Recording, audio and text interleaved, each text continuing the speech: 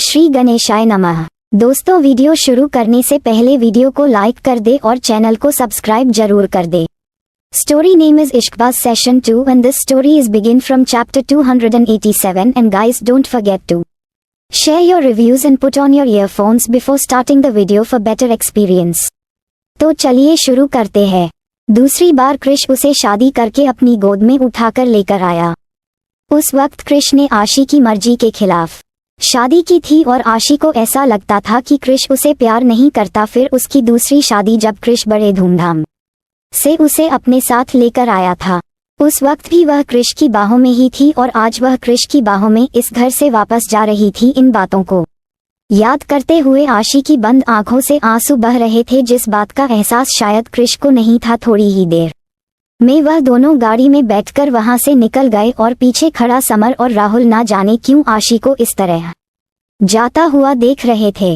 Summer को अपने दिल में एक अजीब सा दर्द हो रहा था। उसे आशी के मुस्कुराते हुए चेहरे पर कुछ अलग ही नजर आ रहा था। वहीं दूसरी तरफ गाड़ी में कृष ने आशी को अपने बगल में सीट पर बैठा रखा था और न जाने क्या सोचते हुए उसे अपनी गहरी नीली आंखों से बस देखते जा रहा था। आज भी अपने आंसुओं को कंट्रोल करके अपने चेहरे पर हल्की से मुस्कान लिए कृष को देख रही थी। क्या देख रहे हो साइको? क्या कुछ ऐसा है जो तुम्हें अंदर से परेशान कर रहा है? देखो साइको, अगर कोई भी मुश्किल फैसला है तो मैं बस यही कहूंगी कि तुम एक किंग की तरह सोचना, क्योंकि तुम एक बहुत अच्छे किंग हो और किंग लूज पड़ता हुआ अच्छा नहीं लगता। अपने कदम पीछे मत लेना। और आशी की इन बातों को सुनकर कृष उसे अपनी नीली नजरों से लगभग घूरते हुए बोला, कहना क्या चाहती हो तुम? फायरफ्लाई, साफ साफ कहो, मुझे ऐसा क्यों लग रहा है कि तुम्हारे दिमाग में कुछ चल रहा है। क्या तुम मुझसे कुछ छुपा रही हो? और यह सुनकर आशी अपने चेहरे पर हल्की सी मुस्कान लिए खिड़की के बाहर की तरफ का नजारा देखते हुए बोली, नहीं साइको, मैं तुमसे कुछ नहीं छुपाऊंगी।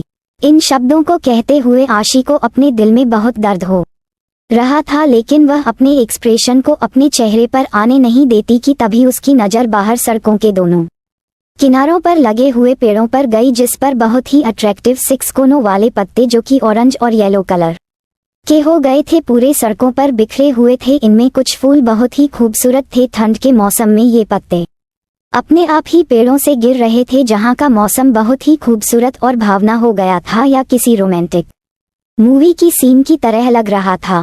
रास्ते में कुछ जगहों पर बर्फ गिरी थी और इस नज़ारे को देखकर आशी के चेहरे पर एक मुस्कान आ गई। उसने तुरंत ही ड्राइवर को ऑर्डर देते हुए कहा, ड्राइवर गाड़ी रोको। आशी के ऑर्डर पर ड्राइवर ने मिरर में कृष के चेहरे की तरफ देखना शुरू कर दिया, क्योंकि वह उसके ऑर्डर के बिना गाड़ी नहीं रोक सकता था। कि तभी आशी की बात सुनकर कृष ने उसे अपनी नीली नजरों से घूरते हुए पूछा, क्या बात है, तुम यहाँ क्यों रुकना चाहती हो? और यह सुनकर आशी कृष की तरफ देखते हुए बोली, बस एक बार रोक दो ना साइको, कितना खूबसूरत नज़ारा है, मुझे इसे महसूस करना है। पता नहीं दोबारा यह मिले ना मिले, प्लीज एक बार। और आशी के रिक्वेस्ट को सुनकर कृष ने गाड़ी रोकने का ऑर्डर दिया। अब आशी जल्दी से गाड़ी से निकालकर सड़क पर अपना हाथ फैलाकर पेड़ों से गिर रहे पत्तों को अपने चेहरे और हाथों पर महसूस कर रही थी। इस वक्त उसके चेहरे पर एक मुस्कान थी कि तभी उसने पलटकर कृष की तरफ देखते हुए कहा, साइको चलो ना एक फोटो लेते हैं एक साथ, कुछ खूबसूरत यादों की। इतना कहकर आशी कृष के पास आई और उसने दोनों के साथ अपने मोबाइल में एक खूबसूरत सी फोटो ली। यह बहुत खूबसूरत फोटो है, कृष की आंखों में देखते हुए प्यार से बोली, साइको अगर तुम बुरा ना मानो तो क्या मैं खूबसूरत सा गाना गाऊं? आशी की बात सुनकर कृष ने हाँ में सर हिलाया और अब आशी ने पलटकर दूसरी तरफ देखते हुए अपनी आंखों में दर्द लिए गाना गाना शुरू कर दिया। 1920 इविल रिटर्न्स तुझ में गुनगुनाते हैं, तुम भी तन्हा थे, हम भी तन्हा थे, मिलके रोने लगे। तुम भी तन्हा थे, हम भी तन्हा थे, मिलके रोने लगे। एक जैसे थे दोनों के गम, दवा होने लगे। तुझ में मुस्कुराते हैं, तुझ में गुनगुनाते हैं, खुद को तेरे पास ही छोड़ आते हैं।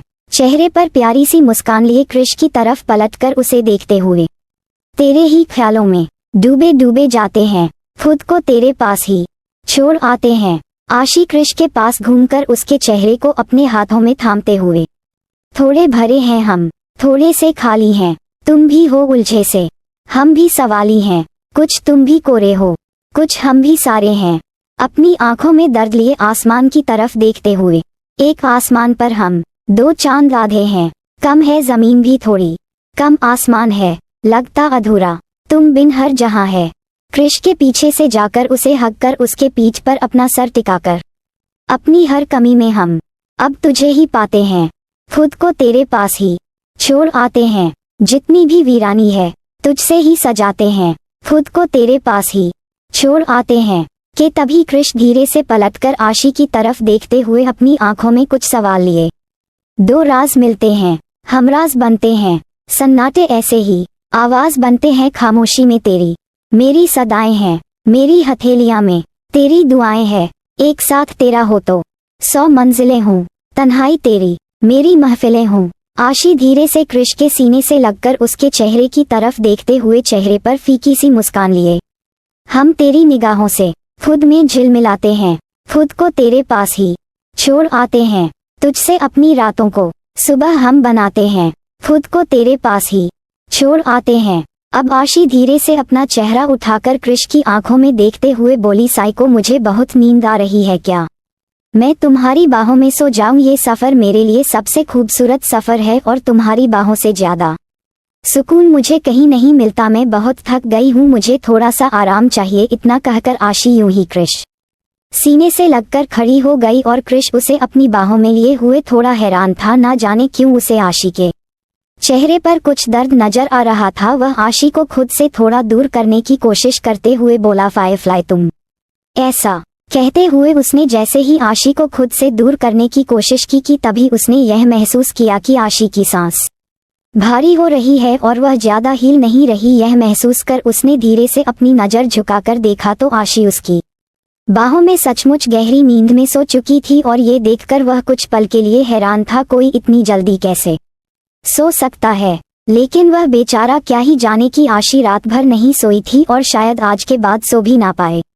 आशी को इस तरह अचानक सोया हुआ देखकर अब कृष ने एक ठंडी सांस ली और उसे झट से अपनी गोद में उठा लिया। अब कृष उसे लेकर गाड़ी में आया और अब वह लोग इस शहर से दूर कुछ किलोमीटर की दूरी पर एक खूबसूरत से डेस्टिनेशन की तरफ चले गए, जहां चारों तरफ खूबसूरत पहाड़ और कुछ जंगल थे। पास में एक बहुत ही बड़ा लोकल मार्केट, समुद्र का किनारा और देखने के लिए खूबसूरत नज़ारा। ये कृष उसे एक खूबसूरत से बीच विला में लेकर आया जो शायद उसकी ही पर्सनल प्रॉपर्टी थी।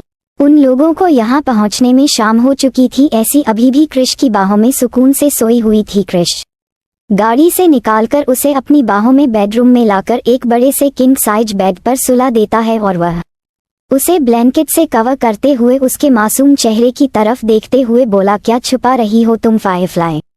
इस बार तुम्हें जवाब देना होगा। आई होप कि तो मुझे धोखा देने की कोशिश ना करो वरना। कहते हुए कृष ने एक ठंडी सांस ली। कुछ ही देर में कृष के कुछ सर्वेंट आशी और उसका लगेज लेकर आ चुके। कृष ने वह लगेज अंदर लिया और उनके मुंह पर दरवाजा बंद कर दिया। अब वह आशी को धीरे से अपनी बाहों में उठाकर फ्रेश होने के लिए बाथरूम में चला गया और उसे अपने हाथों से बाथ देने लगा। आशी जो कि इस वक्त गहरी नींद में थी, अपने बदन पर गुनगुने पानी को महसूस कर उसने धीरे से आंखें खोली तो अपने आप को कृष की बाहों में बाथ टब के अंदर देखकर वह बिना कुछ बोले अपने चेहरे पर हल्की सी मुस्कान लिए कृष के चेहरे की तरफ देखने लगी कि तभी कृष ने उसकी इस हरकत को नोटिस किया। क्या देख रही हो फायरफ्लाई? अपने साइको को देख रही हूँ, उसकी गहरी नीली समुद्र जैसी खूबसूरत आंखों को जो खूबसूरत तारों की तरह चमक रही है उसे देख रही हूँ। आशी यूं ही कृष की आंखों में देखते हुए उसके होठों पर लाइट किस करते हुए बोली, psycho I love you forever. तुम मेरी जिंदगी की सबसे बड़ी खुशी हो। तुमने मुझे वह जिंदगी दी है जिसे मैंने सिर्फ ख्वाबों में देखा था, नहीं जानती थी कभी यह सच भी होगा।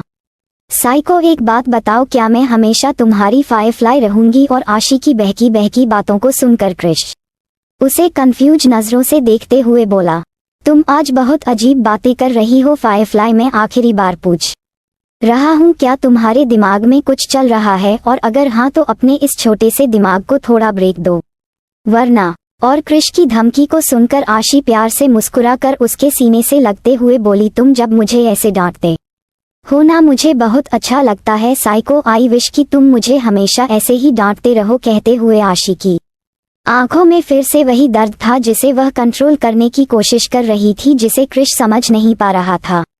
तभी आशी ने महसूस किया कि शायद उसके घाव ठीक हो चुका है। इसके बाद कृष ने उसके सभी बैंडेज को खोल दिया था। अब आशी का हाथ पूरी तरह ठीक था। थोड़ी ही देर में वह आशी को बाथरोब में लपेटकर बेडरूम में लेकर आया और उसके सूटकेस से उसके कपड़े निकालकर उसके बदन से उसके बाथरूम को रिमूव किया और उसे अपने हाथों से पहनने लगा। हैरानी वाली बात यह थी कि आज आशी ने उसे ऑब्जेक्शन नहीं दिया, नहीं वह शर्माई और ना ही खुद को कवर करने की कोशिश की। यह चीज कृष को भी थोड़ी अजीब लग रही थी और उसने आशी की तरफ देखते हुए कहा, क्या बात है फायरफ्लाई, आज तुम शर्मा नहीं रही और मुझे रोकने की कोशिश भी नहीं की। और कृष के इस सवाल को सुनकर आशी ने मुस्कुराते हुए उसकी तरफ देखते हुए कहा, आज नहीं रोक सकती, हम हनीमून पर है ना साइको। एक बात बताओ, अगर यह हमारी जिंदगी की एक साथ आखिरी रात हो तो तुम क्या करना चाहोगे? और आशी की इस बात को सुनकर कृष के चेहरे के एक्सप्रेशन अचानक की डाक हो गए। उसके हाथ आशी को कपड़े पहनते हुए रुक गए और वह अपने गुस्से भरी नीली नजरों से आशी को घूरते हुए अचानक ही उसके जबड़े को अपने हाथों से पकड़ लेता है और उसकी आंखों में आंखें डालकर अपने एक एक शब्द चबा चबा कर बोला, कहा था ना फालतू की बकवास मत करना, एक बार कहने पर समझ में नहीं आता, तुम्हारी हिम्मत कैसे हुई, हाउ डेयर यू। कृष इन शब्दों को गुस्से से कह रहा था, लेकिन आशी उसकी आंखों में अपने लिए कुछ तड़प देख रही थी, जिसे देखकर उसे अपने जबड़े में दर्द तो बहुत हो रहा था, लेकिन उसके चेहरे पर एक हल्की सी मुस्कान आ गई और उसकी आंखों से आंसू बहने लगे। उसने कृष की तरफ देखते हुए कहा, क्या तुम आखिरी रात ये करना चाहोगे, मुझे किस नहीं करोगे? और आशी की इस बात को सुनकर कृष का पारा गुस्से से हाई होने लगा था। उसने बिना कुछ सोचे समझे आशी के होठों पर होठों के उसे फोर्स के साथ किस करने लगा। वह लगभग आशी के होठों को बाइट करते हुए उसे किस कर रहा था और उसे तकलीफ देने की कोशिश कर रहा था ताकि वह आगे से इन शब्दों को अपने होठों से निकल ना सके। लेकिन आज आशी को अपने होठों में दर्द के साथ दिल में एक अलग ही सुकून मिल रहा था। उसने कृष को खुद से दूर करने की कोशिश बिल्कुल भी नहीं की, बल्कि वह अपने एक हाथ को उसके गले में लपेटकर उसे अपने और करीब करने लगी, जैसे मानो ये सचमुच उसकी लाइफ की आखिरी किस। इसके साथ ही उसकी आंखों से आंसू बहते हुए उसके गालों पर लुढ़क गए और उसने दिल ही दिल में अपने आप से कहा, मैं जानती हूँ तुम बहुत कश्मकश में हो साइको, पर तुम फिक्र मत करो, इस बार कोई झूठ नहीं, सिर्फ सच होगा, इस बार आर या पार होगा। इतना कहते हुए आशी और भी ज्यादा कृष को किस करने में उसका साथ देने लगी और कुछ देर बाद कृष को जब यह महसूस हुआ कि आशी की होठों से खून बह रहा है जिसका टेस्ट उसके मुंह में जा रहा है, तब जाकर उसने किसी तरह खुद को कंट्रोल कर आशी के होठों को खुद से आजाद किया। कृष से आजाद होते ही आशी जोर जोर से सांस लेने लगी, क्योंकि उसकी तो लगभग सांस अटक रही थी कि तभी कृष अपने गुस्से भरी नीली आंखें जो कि लाल हो चुकी थी, आशी को घूरते हुए अपने दोनों हाथों से उसके चेहरे को छोड़ कंधे को दबाते हुए उसके माथे से अपना माथा जोड़कर बोला, आज के बाद कुछ भी बोलने से पहले सोच समझ कर बोलना, वरना मुझसे बुरा कोई नहीं होगा, चुपचाप खाना खाओ, बहुत रात हो चुकी है। और इतना कहकर उसने आशी के चेहरे पर बह रहे आंसुओं को अपने हाथों से पोंछा कि तभी उसकी नजर आशी के सूझे हुए होठों पर गई, जिसके किनारे से खून बह रहा था। उसे देखकर कृष की नीली आंखें उसी पर टिक गई थी। उसने अपने अंगूठे से आशी के होठों के किनारे को खून को रगड़कर साफ करते हुए कहा, what the hell I am doing, it's hurting, you also hurting me with your words, be ready for tonight, चलो खाना खाते हैं। और इतना कहकर किसने आशी को झट से अपनी गोद में उठाया और से अपनी बाहों में लिए हुए नीचे डाइनिंग हॉल की तरफ आया, जहां उन लोगों के लिए पहले ही रात के डिनर का अरेंजमेंट हुआ था। यह एक बहुत ही खूबसूरत कैंडल लाइट डिनर था, जिसे देखकर आशी के चेहरे पर एक मुस्कान आ गई। कृष आशी को अपनी गोद में लिए हुए डाइनिंग टेबल पर बैठा और अब वह उसे अपने हाथों से खाना खिला रहा था। आशी बस प्यार से कृष की तरफ देखते हुए चुपचाप खाना खा रही थी। उसके दिल में एक दर्द था जिसे फिलहाल वह बयान नहीं कर सकती थी कि तभी आशी कृष की तरफ देखते हुए बोली, साइको, क्या तुम मेरे साथ एक खूबसूरत सा डांस करोगे? आशी की बात सुनकर कृष ने धीरे से हाँ में सर हिलाया, जिसे देखकर उसके चेहरे पर एक मुस्कान आ गई। कृष आशी को खड़ा कर अपनी जगह पर खड़ा हुआ और बड़े ही रिस्पेक्ट के साथ उसकी तरफ अपने हाथ बढ़ाता है। आशी बड़े प्यार से उसके हाथों में अपना हाथ देती है और अब वह दोनों एक खूबसूरत से गाने पर धीरे धीरे डांस करने लगे। तू मिला तो खुदा का सहारा मिल गया। दोनों एक दूसरे की आंखों में देखते हुए धीरे धीरे गाने की लिरिक्स पर डांस कर रहे थे। सांसों को जीने का इशारा मिल गया, डूबा मैं तुझ में तो किनारा मिल गया। सांसों को जीने का इशारा मिल गया, जिंदगी का पता दोबारा मिल गया। तू मिला तो खुदा का सहारा मिल गया। आशी कृष की आंखों में देखते हुए गाने की लिरिक्स बोल रही थी। गमज़दा गमज़दा दिल ये था गमज़दा, बिन तेरे दिल ये था गमज़दा। और कृष आशी की आंखों में देखते हुए बोला, आराम दे तू मुझे, बरसों का हूँ मैं थका। पलकों पे रातें लिए तेरे वास्ते मैं जगा। मेरे हर दर्द की गहराई को महसूस करता है तू। तेरी आंखों से गम तेरा मुझे मालूम होने लगा। तू मिला तो खुदा। आशी ने कृष की तरफ देखते हुए प्यार से कहा, मैं राज तुझसे कहूँ हमराज बन जा जरा। करनी है कुछ गुफ्तगू अल्फाज बन जा जरा।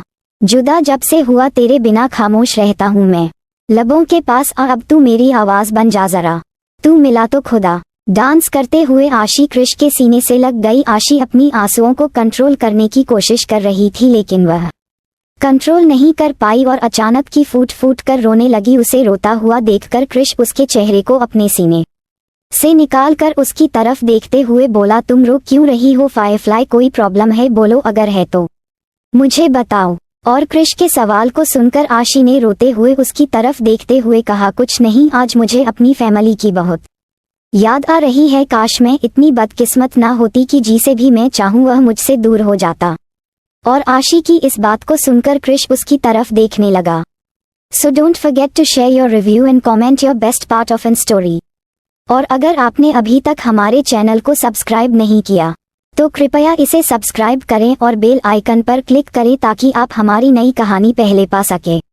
And if you like my story so comments your feelings with heart emoji. तो मिलते हैं नेक्स्ट वीडियो, तब तक के लिए राधे राधे।